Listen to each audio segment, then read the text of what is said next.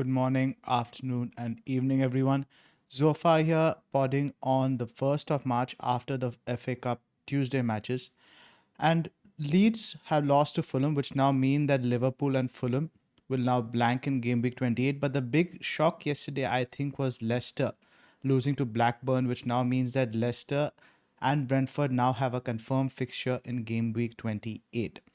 So I just had a quick tinker around, thought about a game week 26 wildcard, what it would look like, how my squad would shape up over the next few weeks, and I just thought I would share that with you guys in a short video. So the idea is, before delving deeper into it, is to still retain a core of good players from good teams. So in this draft, I've still retained triple arsenal of Gabriel, Odegaard, and Saka. I've kept Rashford and Shaw, Trippier, and Haaland. So these are still about 6 to 7 players you could really bank upon till game week 38. You're not necessarily weakening your team by targeting teams that are not so good in the short term. In goal, you obviously go with Rhea because the fixtures, I think, for Brentford are really good, and Rhea is generally just a good keeper. As a backup keeper, I like Areola in case you want to bench boost in 29. Fabianski is out for a while, and West Ham will have another double at some point in 34 or 37. In defense, obviously, like I mentioned, Shaw and Trippier will stick around. Gabriel versus James is debatable. Chelsea's double is there in 29, but Arsenal don't double.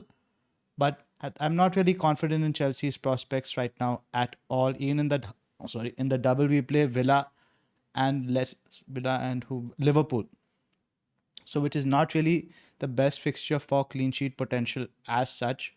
So you could go with Gabriel, go with James over there. Then in defense, Estupinan and me target them during the doubles. Does create somewhat of a benching dilemma in game week 27 where you will be benching Shaw. But I think that's all right. Or you could go without one of the two guys there as well. In midfield, you keep Odegaard and Saka. Good fixtures all the way till game week 29. You could probably move Odegaard on for Bruno in 29. McAllister and March is a double up I've gone up for, assuming March is fit. It could go for Mitoma as well. And Rashford obviously is going nowhere. Up top, it's Tony, Watkins, and Haaland. Watkins' fixtures are really good leading up to game week 29 and also very good after 29. I think in 30, they play Forest. Tony obviously is a captain option over the next week.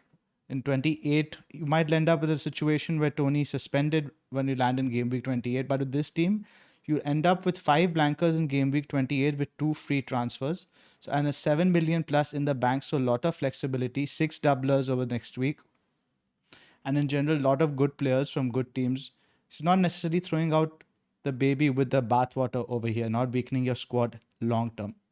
To let you know why I was considering it, this is my current squad right now. I have only 5 players available for game week 28, one of which is Nketiah, who might not even play. Even if Jesus is not back in the squad, you could see Trossard take over a starting role, and Tarkovsky, who's away to Chelsea, so not a good fixture. So I could sort of build my team across the next few weeks by taking hits and moving players out, but I don't think I'll be having the optimal team at any point. I think I'll always be behind the curve a little bit, and the fixtures are there to attack. I think Brentford and Brighton, outside the traditional top 6, have some of the best teams to target. So currently, I am leaning towards pulling the wildcard. I haven't decided yet. We'll be discussing this more on tomorrow's pod. That's it for now. Thank you for watching.